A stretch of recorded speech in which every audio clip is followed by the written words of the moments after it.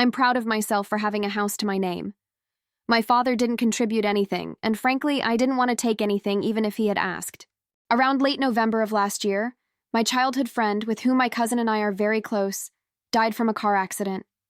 It was very sudden. My cousin called me at 2 in the night, and before I knew it, I was home for his funeral.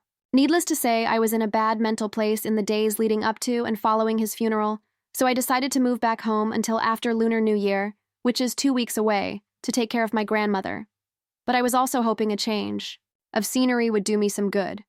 My mother stayed to look after the kids. My sister's house is literally within walking distance from mine, so she'll be fine. Days after said funeral, my father showed up at my doorstep. I was very much still grieving, so I was in no mood to play games. I shut down any effort at pleasantries and just stared at him while he mumbles about traveling or some shit.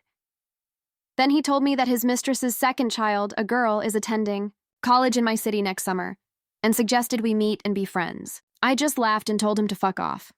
That's when he brought up the house. Apparently, the precious little stepdaughter doesn't want to stay in a college housing campus, nor does she want to share an apartment with friends or other renters. She wants a whole house for herself, in the middle of the worst housing economy in our country's history. Of course, having taken a loan for the house he bought for his stepson, he could never afford buying a house in the capital city where prices go up by the hours.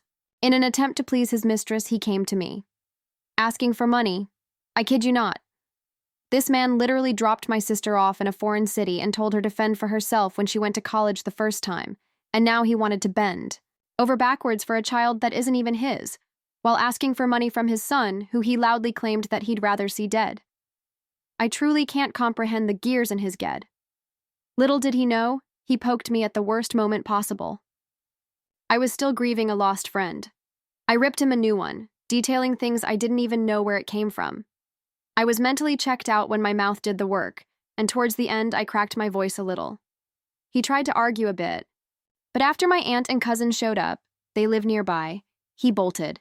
That was last month, and I haven't heard from him since. Not that I care anyway. Work is busy, and I have Lunar New Year to prepare.